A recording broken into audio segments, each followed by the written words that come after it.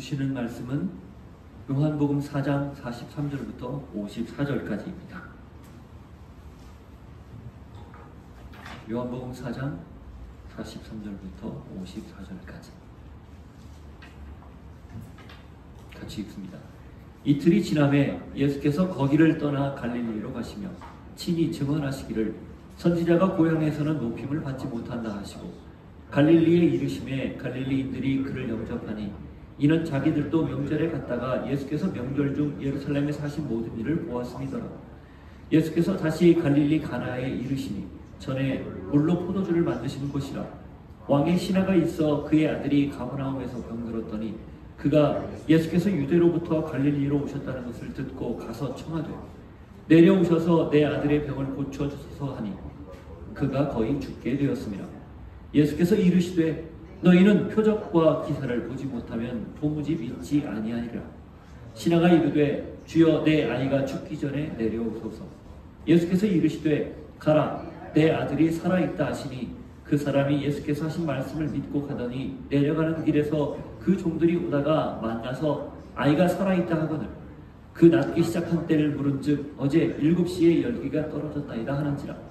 그의 아버지가 예수께서 내 아들이 살아있다 말씀하신 그때인 줄 알고 자기와 그 온 집안이 다 믿으니라. 이것은 예수께서 유대에서 갈릴리로 오신 후에 행하신 두 번째 표적이니라. 하나님,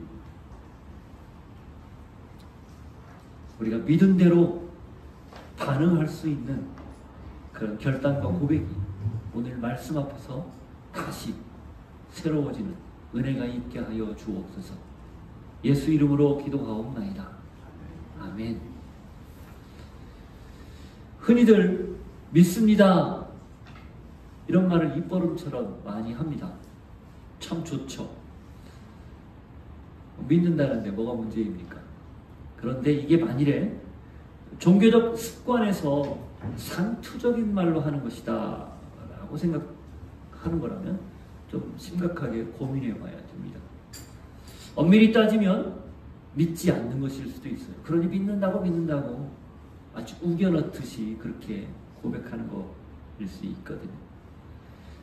게다가 만일에 믿는다고 말해놓고 내가 믿은 대로 행동하지 않는다, 움직이지 않는다, 그러면 그거야말로 진짜 믿음이 아니라는 거죠. 가짜라는 거죠. 오늘 우리는 예수님이 왕의 신하의 아들을 고치는 장면을 방금 읽었습니다. 이 과정에서 신하의 믿음과 또 그의 반응, 이게 어떤 역할을 했는지를 우리가 좀 주목해서 볼 예정입니다. 그리고 이 신하의 반응과 같은 믿음과 또 행동이 우리에게도 동일하게 필요하다는 것을 여러분 도전받기를 바랍니다. 자, 예수님이 사마리아에서 중요한 사역을 마무리하고 갈릴리로 떠났습니다. 43절. 이틀이 지남에 예수께서 거기를 떠나 갈릴리로 가시며. 성경은 예수님이 사마리아에서 이틀, 2일을 머물렀다라고 말합니다. 긴 시간 아닙니다. 그러나 충분한 시간이었습니다. 예수님은 다음 일정이 있어서 또 다음 사역지로 떠나는 것이었죠. 그게 당연한 거였다는 겁니다. 사마리아에는 이틀이라는 시간이 필요했고 또 그 수가성의 여인을 만나서 회복시킬 목적이 필요했고 또 예수님에게는 또 다른 곳에서의 하루 혹은 이틀 혹은 그 이상의 시간들이 필요했다라는 거예요. 어디든 예수님의 원래 이 땅에 보내심을 받은 그 목적대로 살아가는 것, 그걸 이 짧은 구절에서 보여주고 있는 겁니다. 떠나는 게 중요하다는 거예요. 자, 사마리아 성이 어떤 곳이었습니까? 배척받았던 곳이죠. 그런데 유대 남자가 수가성의 여인과 대화를 하는 중에 중요한 비밀을 가르쳐줬고 그가 메시아를 만났다고 그 여인이 사마리아 마을, 수가 마을에 들어가서 전했을 때 그 사람들이 예수님 앞에 달려와서 더 있기를 청했고 그래서 이틀을 머문 곳입니다. 굉장히 환대받았던 곳이에요. 오히려 유대인 남자를 멀리 해야 되는데 굉장히 환대받았던 것입니다. 그리고 지난 시간에 우리가 들었듯이 이 여인의 말 때문에 믿는 게 아니라 우리가 지금은 직접 예수님으로부터 말씀을 듣기 때문에 믿는다, 이 고백까지 들었던 것이에요. 그런데 거기에 필요 이상으로 머무르지 않는다는 겁니다. 왜? 사명 때문에 그렇습니다. 사명이 분명하기 때문에. 그래서 환대를 받는다고 오래 머물러도, 그리고 배척을 받는다고 스쳐도 안 되는 것, 이게 사명을 가진 자의 삶이라는 걸 알려주는 거죠. 사명이 중요하기 때문에 사명을 위해 생각하고 말하고 행동하는 것, 그게 바로 사명자인 우리들의 삶이라는 겁니다. 목적이 분명하기 때문에 그 목적 따라 움직이는 거예요. 나를 환영하는 것, 나를 배척하는 것, 여기와 상관없이, 그 여부와 관계없이 그렇게 움직이는 게 그리스도인이다라는 겁니다. 그래서 때로는 우리가 있었던 곳에서 떠나는 거예요. 익숙한 곳을 벗어나기도 하는 거예요. 자기에게 별로 도움이 안 되는 것 같은 곳에도 일부러 들어가는 거예요. 마치 여자가 지난주에 버리고 들어가 전한 것처럼. 들어간 곳 자기를 멸시하던 곳이에요. 전한 사람들 자기를 홀리하던 사람들이에요. 근데 예수님을 만나니까 마치 사명을 받은 것처럼 가서 전하는 거죠. 그게 우리의 일입니다. 그게 우리가 살아가는 방식이에요. 그러니 여러분, 지금 있는 것 혹은 내가 앞으로 떠날 것 두려워하지 않기를 바라요. 그게 어느 곳이든 사명의 길이면 됩니다. 그러면 감당할 수 있는 거죠. 자, 그런데 그렇게 돌아간 곳이 어디입니까? 갈릴리예요. 44절 보십시오. 친히 증언하기를 선지자가 고향에서는 높임을 받지 못한다 하시고, 그 갈릴리로 가시면서 하신 말씀이에요. 자, 이 말씀을 왜 하셨을까요? 사실 요한복음에는 예수님의 초기 사역이 통째로 빠져 있습니다. 딱 하나, 다른 복음서에 나오지 않는 가나 혼인잔치, 이 사건만 기록하고 있을 뿐이에요. 예수님이 예루살렘에 올라갔다 내려온 이때는 공생애를 시작한 이후 유월절을 지키러 갔다가 한참을 머물고 다시 갈릴리로 돌아온 때입니다. 근데 공간복음서에 의하면 예수님이 세례 요한에게 세례를 받고 바로 갈릴리에 가서 복음을 전하기 시작하고 많은 일들을 펼쳐요. 상당 부분을 초기 사역에 하시는데, 예루살렘에 올라가기 전에 하시는데 그 내용의 대부분이 싹 빠져 있다는 거예요. 왜 그랬을까요? 그리고 예수님 왜 뜬금없이 선지자가 고향에서는 높임을 받지 못한다, 이 말씀을 하실까요? 이미 그 경험을 했다 그 말이에요. 어디에? 예루살렘에 올라가기 전에 초기 사역 때 고향 사람들로부터 배척받는 일들을 이미 많이 경험하고 다시 그 고향으로 돌아가면서 하신 말씀이라는 거예요. 그런데 어디를 가는 거예요? 거기를 가는 거예요. 갈릴리로. 자기를 배척했던 곳으로. 사람들은 예수님을 목수의 아들, 요셉 목수의 아들 그렇게 알았어요. 마리아의 아들 이렇게 알았어요. 야고보와 유다 그의 형이라고 알았어요. 그 이상으로 알지 않았어요. 그를 메시아라고 인정할 수 없었던 거죠. 어쩌면 지극히 정상적이에요. 어릴 때부터 보고 자랐던 예수를 보고 어떻게 메시아라고 선뜻 받아들입니까? 의심하거나 여러 가지 셈을 세는 것이 당연하죠. 그런데도 예수님은 똑같아요. 환대받지 못했던 고향으로 다시 들어갑니다. 왜? 거기가 사명지니까. 거기에서 희어져서 추수하게 된 것들이 많으니까. 그것들을 거두어 드려야 되니까.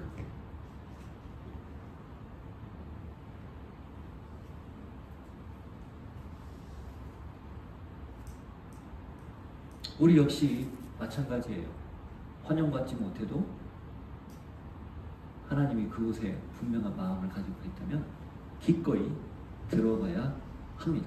자, 그렇게 해서 환대를 못 받을 것이다 라고 예상을 했죠. 제자들도 그 얘기를 듣고 이미 초기 사역 때 경험했던 바, 그러니까 다른 말 안 해요. 그리고 갈릴리로 들어갔는데 웬걸 이상한 일이 벌어집니다. 45절. 갈릴리에 이르심에 갈릴리인들이 그를 영접하니 이는 자기들도 명절에 갔다가 예수께서 명절 중 예루살렘에서 하신 모든 일을 보았음이더라. 갔는데 예루살렘에 올라가기 전과 올라가 다음에 내려간 이후에 이들의 태도가 달라진 거예요. 뜻밖의 환대를 받는 거죠. 근데 요한은 여기에서 빼놓지 않고 왜 그들이 예수님을 환영했는지 환대했는지를 이야기하는데 그게 뭐예요? 예루살렘에서 예수님이 하신 모든 일을 보았기 때문이다. 이렇게 기록합니다. 2장 23절 한번 보세요.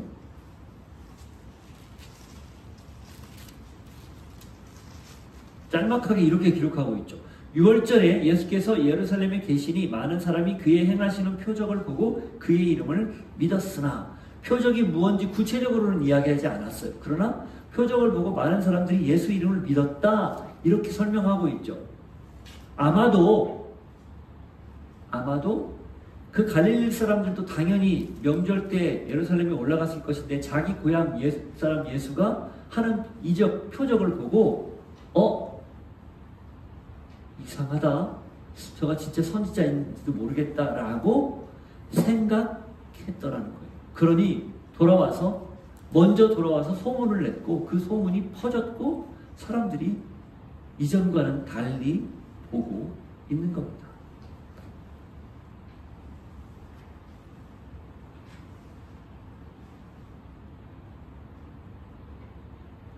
여러분 생각은 어떠세요?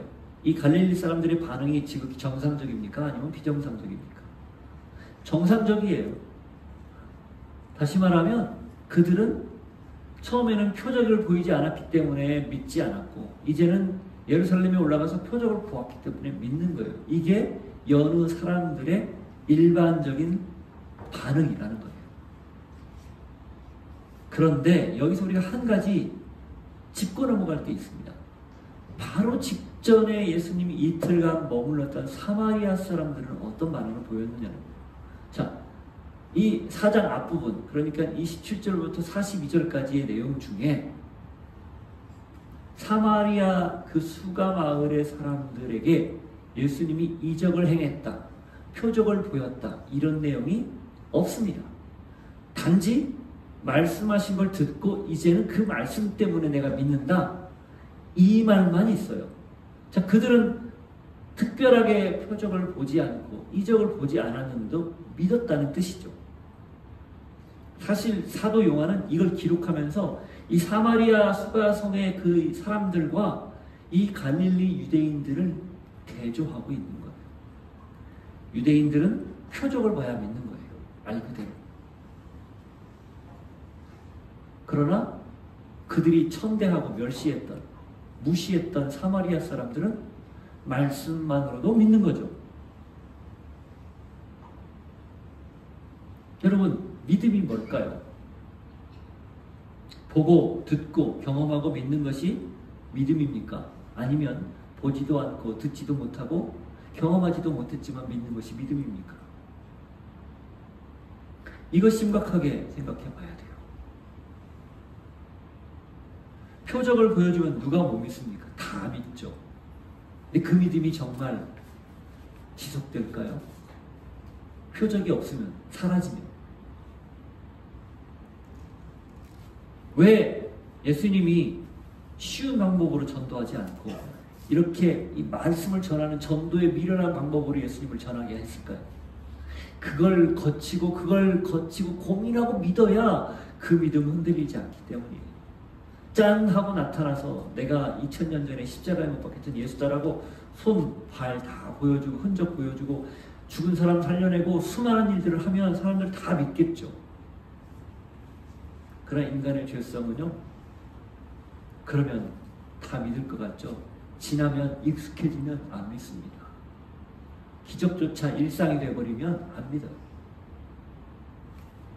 왜 도마에게 그런 의미심장한 말씀을 했을까요? 20장 24절 이하를 보십시오. 이 요한복음은 사실 21장이 부록이에요. 나중에 후대에 이 내용을 덧붙였다라고 봐요. 그러니 결국 20장의 마지막 31절 오직 이것을 기록하면 너희로 예수께서 하나님의 아들 그리스도심을 믿게 하려 하며 또 너희로 믿고 그 이름을 힘입어 생명을 얻게 하려 함이니라. 이게 원래 요한복음의 마지막 구절이에요. 그러니까 이 구절 직전에 있었던 도마와의 사건, 도마와의 이야기는 굉장히 중요하다는 거예요. 예수님이 어쩌면 마지막에 제자들과 요한복음 기록에 의하면 마지막에 있었던 내용을 담은 것이 도마와의 기록, 그 대화 내용이에요. 우리가 알고 있는 유명한 내용이죠. 12제자 중 하나로서 디두모라 불리는 도마는 24절이에요. 예수께서 오셨을 때에 함께 있지 아니한지라 다른 제자들이 그에게 이르되 우리가 주를 보았다 하니 도마가 이르되 내가 그의 손에 못자국을 보며 내 손가락을 그 못자국에 넣으며 내 손을 그 옆구리에 넣어보지 않고는 믿지 아니하겠노라 하니라. 8회를 지나서 8일이 지난 후에 제자들이 다시 집 안에 있을 때에 도마도 함께 있고 문들이 닫혔는데 예수께서 오사 가운데 서서 이르시되 너희에게 평강이 있을지어다 하시고 도마에게 이르시되 내 손가락을 이리 내밀어 내 손을 보고 내 손을 내밀어 내 옆구리에 넣어보라. 그리하여 믿음이 없는 자가 되지 말고 믿는 자가 되라. 도마가 대답하여 이르되 나의 주님이시요 나의 하나님이시니이다. 예수께서 이르시되 너는 나를 본고로 믿느냐? 보지 못하고 믿는 자들은 복되도다 하시니라.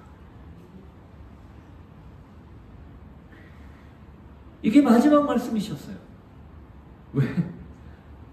예수님이 승천하고 안 보일 거니까. 그리고 예수님의 이야기는 이제 전설처럼 전해질 거니까. 그러나 그 이야기를 듣고 보지 않고도 믿는 것, 그게 진정한 믿음이고 그게 우리에게 꼭 필요한 믿음이라는 걸 명확하게 선언하고 승천하신 거예요.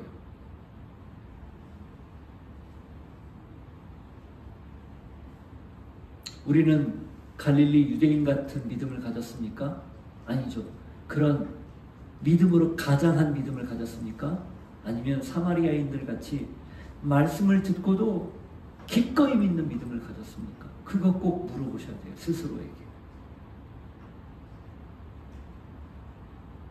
그래서 이 눈에 아무 증거 아니 보여도 믿음만을 가지고서 늘 걸으며 이런 찬양을 드릴 때 그게 그냥 입에 발린, 입에 익숙한 찬양이 아니라 실질적으로 고백해야 되는 노래라는 거예요.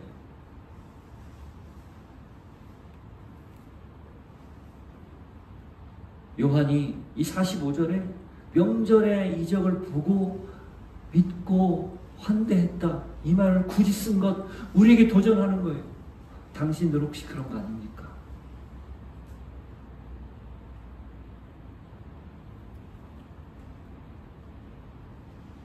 지금 우리에게 필요한 것 예수님의 말씀만 듣고도 믿을 수 있는 사마리아인들의 믿음 같은 믿음입니다. 그게 여러분의 믿음이 되기를 바라요. 그래야 안 보이는 것 실상으로 여기고 따라가지 않겠어요? 믿음의 주요 온전하게 하시는 일을 그래야 보고 갈 수 있지 않겠어요? 예수님이 갈릴리 사람들의 환대를 뒤로하고 곧바로 가나로 내려갑니다. 아마 추정하기는 예수님이 자기 고향 마을 나사렛으로 가신 것으로 여겨져요. 고향 사람들이 자기를 환대한 거죠. 그러나 거기에 대한 다른 반응이 없어요. 그리고 어디로 바로 갑니까? 가나로 내려가요. 나사렛에서 가나까지는 대략 한 5, 6km? 한 10km 이내의 거리입니다. 거기로 내려갑니다. 그리고 거기에서 왕의 신하를 만나죠. 46절, 47절. 예수께서 다시 갈릴리 가나에 이르시니 전에 물로 포도주를 만든 곳이라 왕의 신하가 있어 그의 아들이 가버나움에서 병들었더니 그가 예수께서 유대로부터 갈릴리로 오셨다는 것을 듣고 가서 청하되 내려오셔서 내 아들의 병을 고쳐주소서 하니 그가 거의 죽게 되었습니다. 이 왕의 신하라고 되어 있습니다. 이 왕은 당시 갈릴리 지역의 분봉왕이었던 헤롯 안티파스를 뜻합니다. 헤롯 대왕의 아들이죠. 헤롯이 죽고 3등분해서 나라를 다스리다가 유대와 이두메 지역, 사마리아 이두메 지역은 총독이 다시 와서 다스리고 나머지 갈릴리 지역과 갈릴리에서 동북쪽은 여전히 헤롯의 왕, 그 아들들이 다스리던 그때예요. 그 안티파스의 신하예요. 찾아왔어요. 왜 찾아왔죠? 아들이 병들었다는 거예요. 원문에 보면 그 병들었다는 말을 풀어보니까 오랜 시간 중병에 꽤 긴 시간 투병했다라는 뜻을 담고 있는 뜻이 그 단어예요. 그러니까 한두 해 병으로 앓은 게 아니고 상당히 많은 시간을 병으로 앓았고 시름시름 앓고 있는 그런 상황입니다. 자, 왕의 신하에 어느 정도 지위가 있죠. 재력도 있을 거예요. 아들을 치료하기 위해서 애를 썼지 않겠어요. 마치 12의 혈루증을 앓았던 여인처럼 가지고 있는 것들을 다 써가면서 병 낫기를 바랬던 거 아니겠어요. 그런데 어떻게 된 겁니까? 거기 47절에 보면은 거의 죽게 되었다. 죽을 정도가 돼서 이제 다급하니까 예수님에 관한 이야기를 어떻게 듣고 때마침 유대로부터 예루살렘으로부터 내려왔다는 얘기를 듣고 지금 달려오는 거예요. 나사렛과 가버나움 사이에 길목에 있는 게 가나입니다. 나사렛에서 동쪽으로, 그러니까 갈릴리 호수 쪽으로 내려가다 보면 가나가 있고, 가나에서 한 30여 킬로 가면 갈릴리 호수가 나오고, 그 갈릴리 호수를 타고 북쪽으로 조금 올라가면 가버나움이 나와요. 그래서 가나에서 가버나움까지는 대략 한 34킬로 남짓 되는 길입니다. 빨리 걸으면 하루 안에 걸을 수 있는 그 길이에요. 그 길을 부지런히 와서 예수님에게 지금 달려가는데 가나에서 딱 만난 거죠. 요한은 이 신하의 마음이 얼마나 간절했는지를 세 동사를 연거푸 사용해서 표현합니다. 뭐예요? 거기 나오는 듣고 가서 청했다입니다. 47절 보세요. 듣고 가서 청하되. 이게 동사예요. 들었다, 갔다, 청했다. 마치 지난주에 버렸다, 들어갔다, 전했다. 이것과 흡사한 그런 표현법이에요. 연이어서 이걸 쓴 이유는 뭡니까? 그만큼 굉장히 절실했고 다급했고 다른 여지 없이 그렇게 달려왔다는 거예요. 혹자는 이 백부장의 하인을 고쳤던 사건과 이 사건이 같은 사건이라고 얘기해요. 근데 아닙니다. 다른 사건이에요. 전혀 다른. 어쨌든 다급해서 왔어요. 자, 아들의 중병, 질병, 그리고 언제 죽을지 모르는 다급한 상황. 그때 신하가 예수 앞에 왔다. 이게 우리에게 주신 또 하나의 메시지예요. 한계 앞에 무력한 게 인간 아니겠습니까? 그 벽이 높고 클수록 이 절박한 신하의 마음이 곧 우리의 마음을 대변하는 것과 같아요. 절박할수록 누구를 찾아야 됩니까? 벽이 높을수록 그게 클수록 누구를 찾아야 돼요? 예수님 찾아야 돼요. 그거 외에 달리 방법이 없습니다. 그래야 해결의 실마리가 보이기 때문에 그래요. 문제가 있으면 그 문제는 곧 나를 부르시는 하나님의 부름이라는 거. 우리가 요즘 아침에 읽고 있는 것처럼 사무엘아 사무엘아 불렀잖아요. 그 부르는 것 똑같다는 걸 기억하십시오. 문제 앞에서 큰일 났다라고 한탄하지 마시고 문제가 생기거든 아 이거 하나님이 나를 부르는 확실한 사인이구나 그렇게 알아듣는 것 그게 지혜고 그게 깨어있는 거예요. 자, 그런데 의외로 예수님의 반응이 어때요? 싸늘합니다. 그리고 아주 심한 표현까지 써요. 48절 예수께서 이르시되 너희는 표적과 기사를 보지 못하면 도무지 믿지 아니하리라. 표적과 기사를 보지 못하면 믿지 않는다. 도대체 너희들은 내가 행한 일 이걸 보지 않고는 믿지 못하는데 이것도 나한테 표적을 구하는 거 아니냐? 그거의 얘기예요. 이 예수님의 지금까지 초기 사역 때 있었던 병자들이 와서 고쳐달라고 요구했을 때의 반응과 조금 달라요. 약간 싸늘하죠. 마치 이 마가복음 7장에 나오는 수로보니게 여인에게 했던 말과 흡사해요. 한번 볼까요? 마가복음 7장 24절부터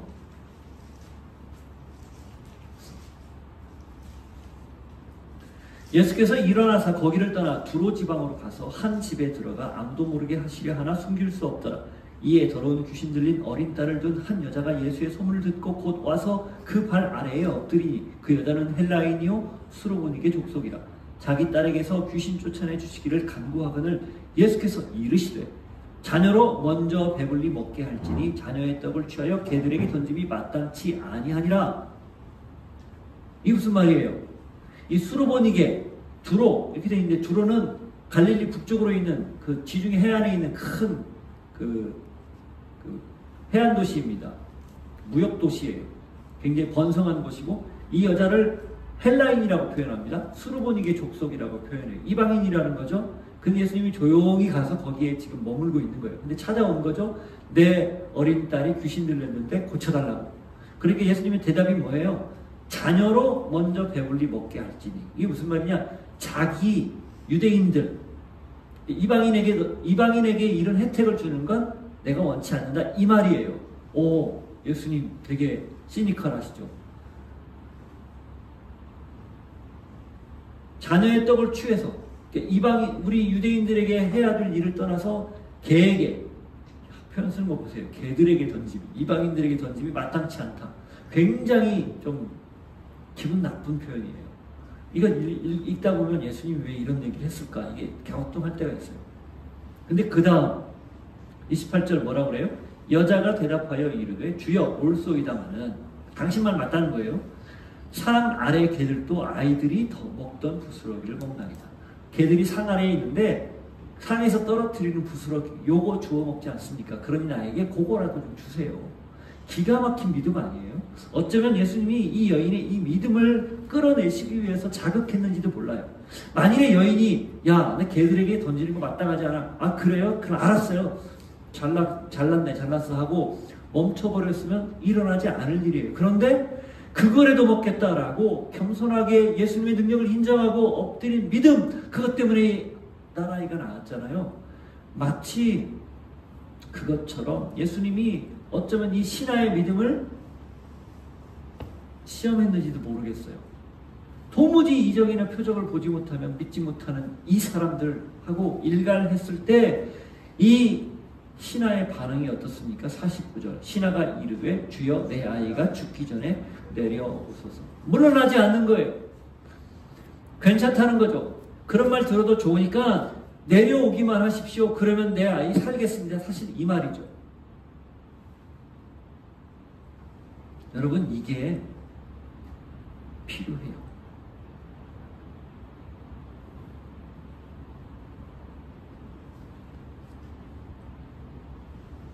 이런 반응 우리에게도 필요합니다. 부스러기를 아이들이 던지고 주워 먹지 않습니까?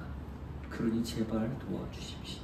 그만큼 이 신하는 또 이 수르보니게 여인은 절박했다는 뜻이에요. 왜 우리가 구하다가 멈추는지 아십니까? 절박하지 않아서 그래요. 아, 이 정도는 됐네 뭐 생각해서. 기도한 것으로 만족하는 거예요. 기도한 뒤에 그 다음 벌어지는 응답에 대해서 별 관심이 없는 거죠. 포기하지 않고 믿음을 가지고 반응하는 것, 처음 이 예수님에게 달려가야겠다라고 마음 먹고 그 34km를 한달음에 달려올 때 가지고 있었던 한결같은 마음, 한결같은 소망, 그걸 어떤 상황에서도 어떤 말을 들어도 포기하지 않고 이분에게만 가면 해결될 거야라고 했던 그 믿음, 끝까지 가지는 것, 이게 믿음이라는 거예요. 예수님의 냉대를 만일에 불쾌하게 여겼다면, 그리고 이 왕의 신하 아니에요. 지위가 예수님하고 봤을 때 비교할 수 없을 만큼 높은 사람 아닙니까? 아니, 이 30대 새파란 청년이 나를 무시해? 라고 생각하고 만일에 뒤돌아섰다면 끝이에요. 아무 일도 벌어지지 않습니다. 그러면 기적도 치유도 일어나지 않았다는 거죠. 이걸 넘어섰기 때문에 그 다음이 있는 겁니다. 이걸 기꺼이, 그런 믿음을 기꺼이 넘었기 때문에 그 다음이 주어진 거예요. 여러분, 이걸 꼭 기억하십시오.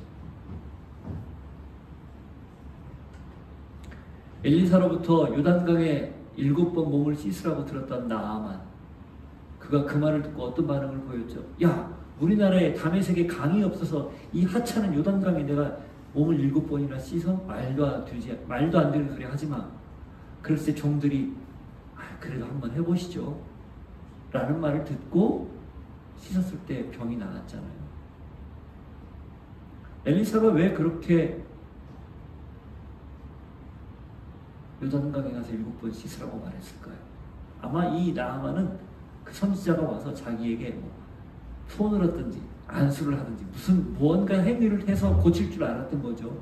그런데 강에 가서 저 쫄쫄 흐르는 요단강이 우리 한강처럼 넓은 강 아니에요. 그냥 바로 건너 보이는 강이고, 그것도 건기에는 물도 거의 없어요. 우기가 돼야 어느 정도 물이 있어요. 그러니 다메섹의 큰 유프라데스 강이나 이런 강들의 원류를 본 이 나아만 장군은 하찮지 않겠습니까? 한강을 보고 자라는 우리가 저기 어디 실개천 보고 가서 씻으라면 그 듣겠어요? 그런 상황이에요. 그런데 그럼에도 가서 씻으라고 하는 자기 종들의 말을 듣고 순종해서 가서 씻어봤더니 나았잖아요.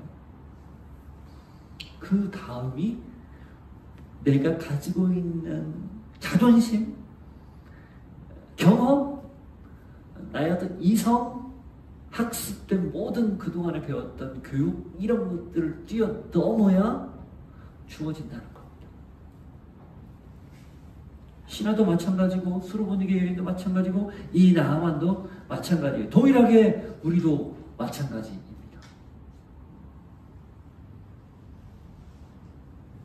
그래서 바울이 로마서 1장 17절에 믿음에서 믿음으로 라는 표현을 쓴 거예요. 믿음을 가졌더니 믿음으로 그 다음이 주어지는 거예요. 여러분 꼭 기억하십시오. 우리는 믿음을 보고 다음을 준비합니다. 하나님은 우리의 그 다음을 준비한 믿음을 보고 다음을 준비하는 거예요. 지금 당장 현실엔 다음이 안 보여요. 그러나 그 다음을 볼 수 있는 방법은 믿음이에요. 그 믿음을 가지고 다음을 보면 하나님이 그 믿음을 보고 내가 본 다음을 딱 내 눈앞에 현실로 보여줍니다. 그런 맥락에서 믿음에서 믿음으로 이르게 한다. 이 말이 맞는 말인 거죠. 그렇게 하고 예수님이 어떻게 반응합니까?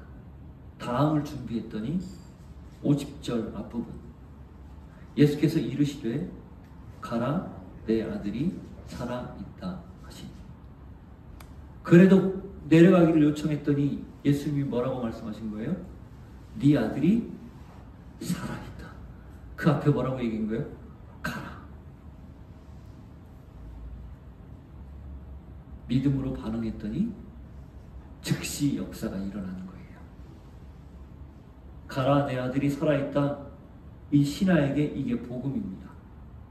예수의 냉랭한 말씀 그 말에도 아랑곳하지 않고 믿음으로 반응했을 때 귀에 생생하게 들려오는 소리가 가라 내 아들이 살아있다 였어요. 이게 우리 모두가 들어야 할 말입니다. 가라 내 아들이 살아있다. 믿고 갔더니 살았더라. 오늘 말씀 제목이에요. 자, 그럼 그렇게 끝입니까? 아니에요. 이게 더 중요해요.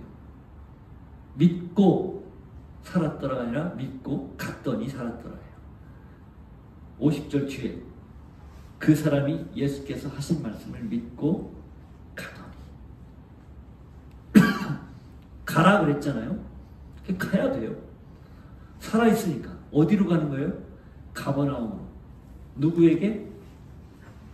예수님으로 인해서 살아난 아들에게.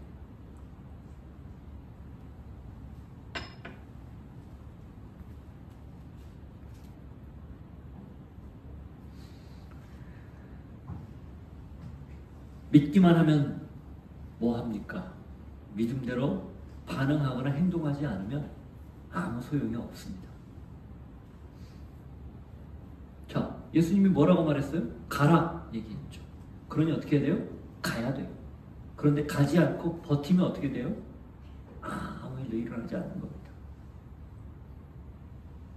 지금 신하가 예수님에게 청했던 게 뭐예요? 요청했던 게 나랑 함께 가버나움으로 갑시다 했어요. 이 신하에게는 예수님이 우리 아들에게 오기만 하면 살 것이라는 믿음이 있었거든요. 그러니 가자는 거예요. 마치 의사에게 왕진을 청해서 의사를 모시고 집으로 가는 것과 똑같은 그런 상황이에요. 근데 예수님은 뭐라고 대답해요? 나 안 가겠다 그런 거예요. 대신 아들이 살아있으니 네가 가라 그 얘기예요. 너만 가도 된다. 여러분 같으면 뭐가 쉬워요? 같이 가는 게 쉽습니까? 갸우뚱하면서 혼자 가는 게 쉽습니까? 의사가 눈앞에서 아니요 아들 낳았어요. 그냥 가서 보세요. 그 말 듣고 집에 가 보는 게 나아요? 아니면 의사 데리고 가는 게 나아요? 데리고 가는 게 훨씬 낫죠. 그런데 이 신하는 주저앉고 갔어요.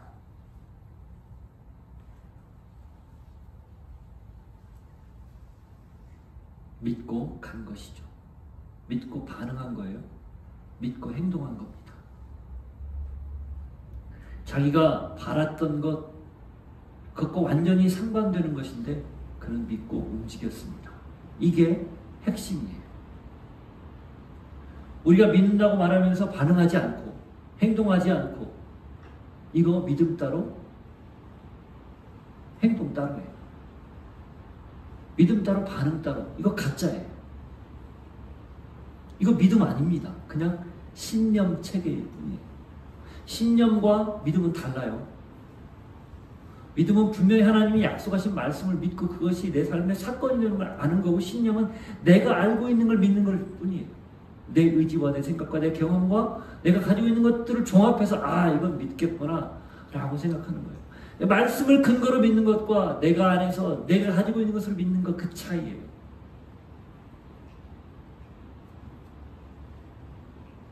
우리의 문제는 믿는다고 하지만 믿은 대로 반응도 살지도 않는 것 아닐까요? 믿음과 행동이 별개인 것. 그래서 행함이 없는 믿음은 죽은 믿음이다. 그렇게 말한 거죠. 우리가 본문을 통해서 꼭 들어야 될 말씀이 이겁니다. 믿고 갔더니 살았다.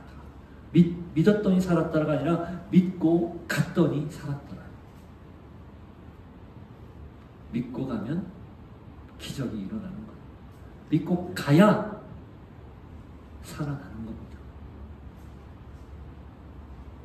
신하에게 어떤 일이 벌어집니까? 그리고 그 이후 확인한 이후 어떤 일이 벌어져요? 51절부터 53절. 내려가는 길에 그 종들이 오다가 만나서 아이가 살아있다 하거늘 그 낫기 시작한 때를 물은즉 어제 7시에 열기가 떨어졌나이다 하는지라 그의 아버지가 예수께서 내 아들이 살아있다 말씀하신 그때인 줄 알고 자기와 그 온 집안이 다 믿으니라. 내려가다가 종들이 아이가 갑자기 살아나니까 열이 떨어지고 갑자기 살아나니까 종들도 놀래서 자기 지금 주인에게 달려가는 거예요. 가다 만났어요. 그리고 아이가 살았다고 말해요. 그 말을 듣자마자 바로 물어본 거예요. 언제부터 그랬니? 그랬는데 7시쯤이라고 얘기해요. 대략 오후 1시쯤으로 봅니다. 유대력으로, 유대 시간표로 보면. 쫙 보니까 자기가 예수님을 만나서 가라 내 아들이 살아있다 했던 때라는 걸 알게 된 거예요. 여러분 그 순간 얼마나 전율이 흘렀겠어요. 예수님이 네 아들이 살아있다 말한 그때 즉시 열기가 떨어졌고 그걸 믿고 자기는 집으로 가는 중에 만나고 확인한 거예요. 그러니 어떻게 돼요? 그 다음 52절에 나오는 거 자기 온 집안이 다 믿는 것. 이게 자연스럽게 벌어지는 일이라는 겁니다. 믿음이 즉각적이고 그 즉각적인 믿음으로 예수님이 메시아라는 걸 알았을 때 주저하지 않고 받아들인 것. 그래서 그 온 집안이 선물로 믿음, 구원을 받은 것. 이게 하나님이 오늘 우리에게 주신 중요한 메시지예요. 여러분 믿음은 말씀을 믿는 거예요. 그리고 믿은 대로 행동하는 겁니다. 그럼 그 믿음은 즉각적이에요. 요한이 54절에 이걸 이렇게 표현합니다. 이것은 예수께서 유대에서 갈릴리로 오신 후에 행하신 두 번째 표적입니다. 첫 번째 표적은 가나 혼인 잔치에서, 두 번째 표적은 이 왕의 신하를 고치는 내용으로 가름합니다. 무엇을 말하는 걸까요? 첫 번째 표적에서는 하나님이 창조주임을 예수님이 창조주임을 보여주는 거예요. 두 번째 표적에서는 예수님이 구원자임을 보여주는 거예요. 치료자임을 보여주는 거예요. 그리고 그 구원자요 치료자라는 사실이 이 신하의 믿음, 그리고 믿음에 따른 반응으로 딱 맞닥뜨려서 펼쳐졌다는 것. 그게 요한이 전하고자 하는 메시지입니다. 우리가 들어야 할 말씀이, 기억하십시오. 믿고 갔더니 살았더라. 말씀을 믿었다면 그대로 살아내십시오. 그러면 그것이 사건이 됩니다. 같이 기도하겠습니다. 하나님 아버지, 오늘 우리에게 주신 말씀을 다시 생각하며 하나님 앞에 기도합니다. 우리에게도 믿음을 주옵소서. 우리도 믿음을 갖게 하옵소서. 그리고 주님 말씀을 믿은 대로 내 삶에서 구체적으로 행하는, 그걸 그대로 반응하는, 그래서 믿은 다음에 가는 그런 모습이 내 안에 있게 하여 주옵소서. 같이 기도하겠습니다. 하나님 아버지, 그렇습니다. 신하의 믿음 우리 도전이 됩니다. 다른 것 아니고 그 무엇도 아니고 오직 하나 믿었기 때문에 그 믿음대로 반응한 것, 이걸 저희가 보았습니다. 저희에게도 이러한 믿음을 주옵소서. 이러한 은혜를 주옵소서. 이러한 깨달음, 또 이러한 행동 주옵소서. 그래서 주님, 믿은 것으로 끝나지 않고 믿었기 때문에 행동할 수 있는 그런 마음 허락하셔서 언제나 어디서나 믿음 따라 살아갈 수 있는, 또 믿음대로 살아갈 수 있는, 그것을 사건으로 구체적으로 경험할 수 있는 하나님의 사람들 모두가 되게 하여 주옵소서. 우리의 마음이 그렇게 확정합니다. 우리의 마음이 그렇게 분명하게 하나님 앞에 결정합니다. 하나님, 그렇게 살아갈 수 있도록 역사하여 주옵소서. 하나님 아버지, 믿고 갔더니 살았더라. 우리도 믿은 대로 반응하고 행동하여 그 믿은 일을 우리 삶의 자리에서 구체적인 사건으로 경험할 수 있는 은혜가 있게 하여 주옵소서. 예수 이름으로 기도하옵나이다. 아멘. 함께 일어나서 고백합니다. 내 마음이 확정되고 확정되었사 내 영혼이 확정되고 확정되었사오니 믿음의 눈 들어 주를 바라봅니다. 내 영혼이 확정되고 확정되었사오니 믿음의 눈 들어 주를 바라보. 내 영혼이 확정되고 확정되었사오니 내 영혼이 확정되고 확정되었사오니 믿음의 눈 들어 주를 바라봅니다. 내 영혼이 확정되고 확정되었사오니 믿음의 눈 들어 주를 바라봅니다.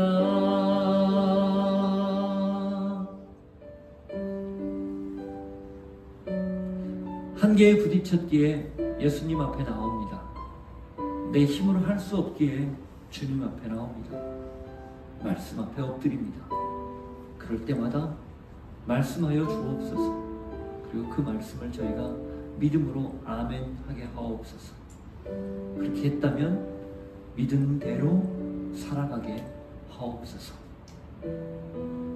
주님, 그 마음을 담아 우리가 가진 것 구별하여 드리오니 이 물질이 쓰이는 곳마다 믿음이 사건이 되는 역사가 있게 하시고 드린 손길에도 하나님의 넉넉한 복이 함께하여 주옵소서.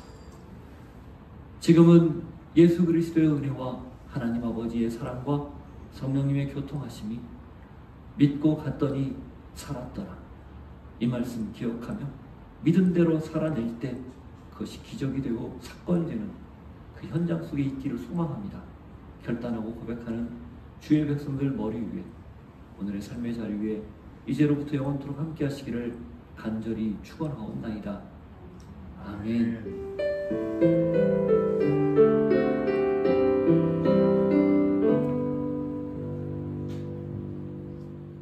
아멘. 하나님께